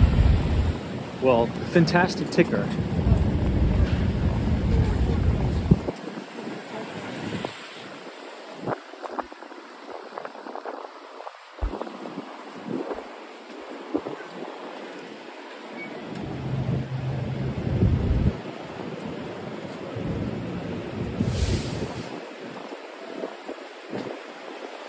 Wow, TK Porsche. I didn't know that.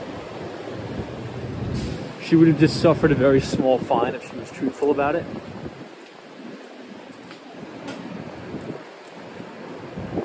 Well, some of the, I won't name any names, I'm sure we all know, but some of the most successful, managers on the street,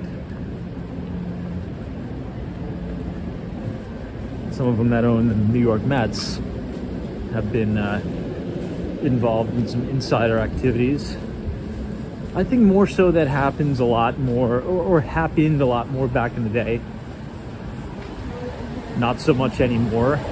But there are times where you'll see very unusual options flow. And that's really a big tell.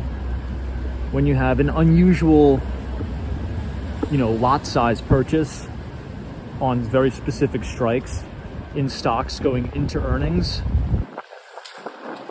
That's kind of the most red flag about insider trading. It's 220 Central Park South.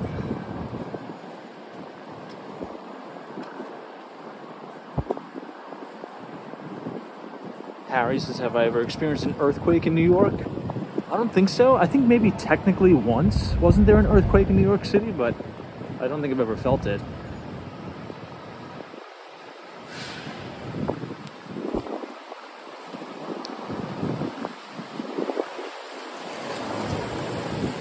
Says Nancy Pelosi commits insider trading all the time. I would say yes and no. To be fair, it's not just her. There's a lot of others.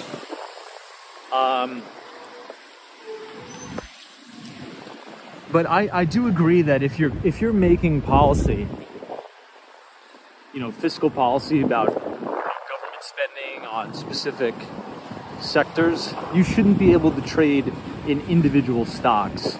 You should be able to own the index, right? Because you're a public servant, right? When you're a public servant, your job is to serve the public, not to run a proprietary trading firm, right? And get rich. So, I think you should be able to own the index. But for example, if you pass a bill to increase government spending in cybersecurity, and then you have a bunch of congressmen and women, buying calls in Palo Alto networks and CrowdStrike, that's a pretty big problem.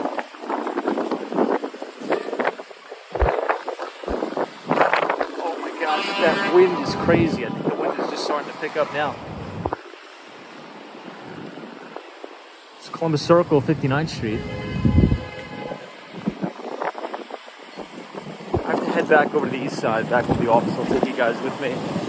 Let's getting late.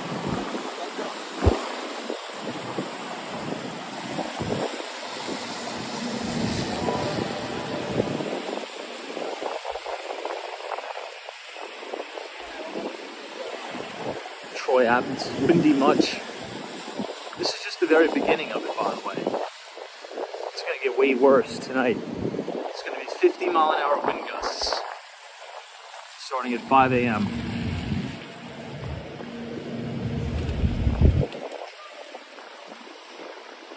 We'll walk down Central Park South, back to the office.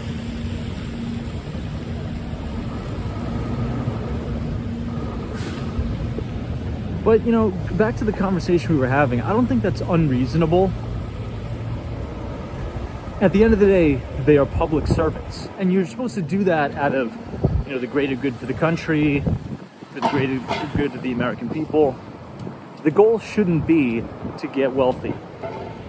If you want to get wealthy, go into the private sector and compete with everybody else, right? Don't do it when you're a politician.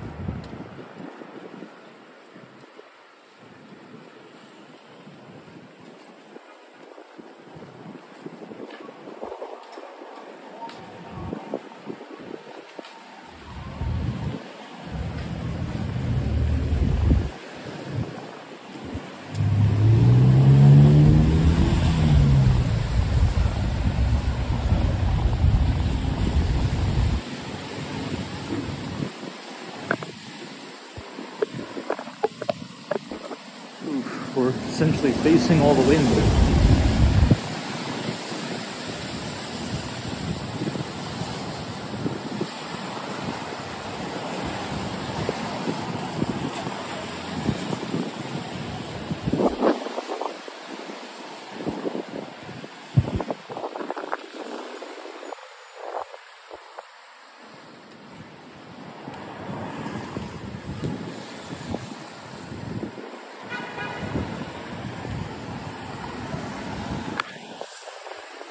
Mark says, Tom, can we see your apartment? Everybody would love to see it. No. Respectfully.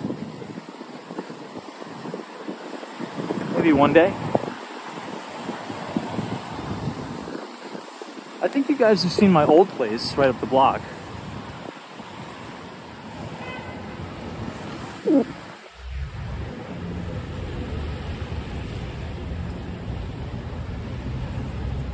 This is my favorite building, 157.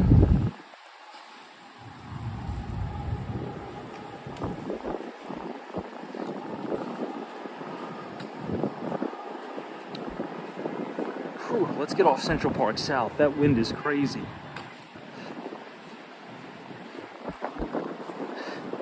Melts Tom lives in a closet. That's actually partially true. I used to live in a closet for about 4 years. Right on 59th Street. It's the truth. It's not a lie.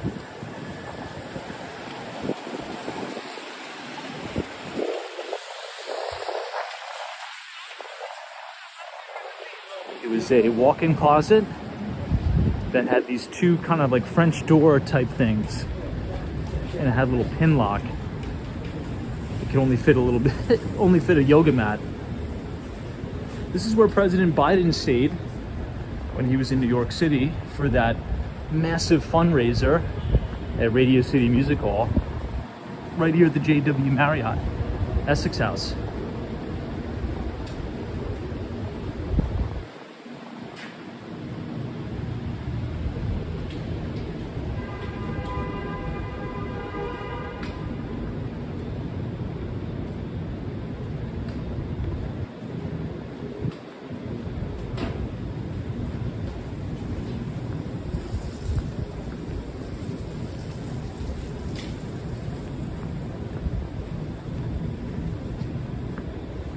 Now that we're on 58th Street, the wind has kind of died down a little bit.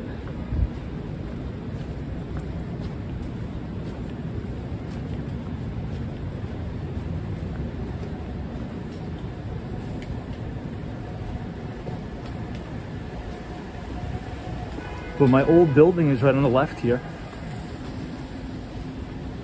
106 Central Park South. It was actually a very long time ago now. This was 2021 into 2022. Crazy how time flies.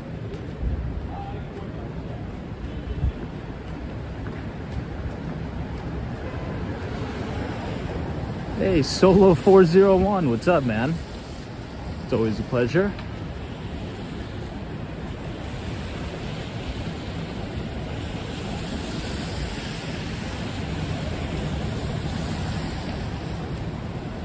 That poor guy's walking directly into the wind.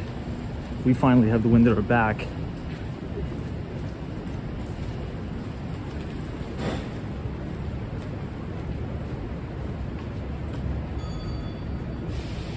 No, I know. Someone says, could you imagine the wind on the top of one of those tallest buildings in Billionaires Row?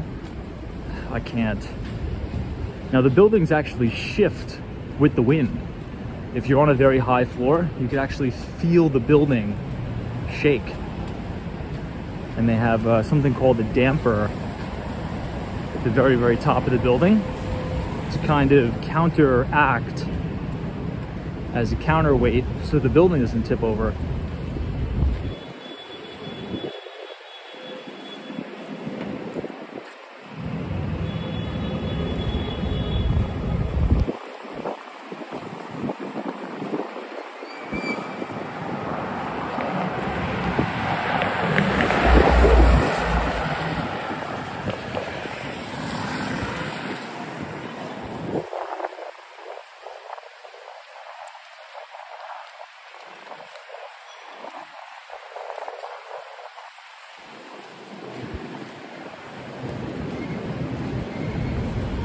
All right, everybody, we're coming up on the 2-hour mark. Thank you all for joining us on this very windy night. We should be back tomorrow at 8:30, assuming it's not too horrible out. It's supposed to be a big storm. But if you enjoyed the stream, feel free to leave a like on the video. Click the subscribe button if you're new. And if you want to receive all of our free market research, scan the QR code on your screen, punch in your email, and it'll take you to our Substack, where we post about the financial markets every other Thursday. So stay safe, stay warm, and stay out of the wind. And I will see you guys, hopefully, right back here tomorrow at 8:30 once the storm passes. So MD, appreciate it. All of our mods, Mark, thank you. Monty, appreciate it. Trade Brigade, Goldie, Meld, Alley Star, Owl.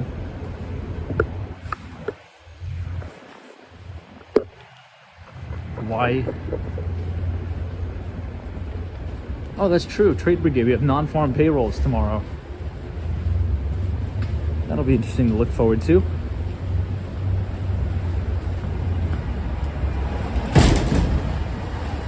This is the shops at the Plaza Hotel. All right, everybody. I will see you all later. Take care.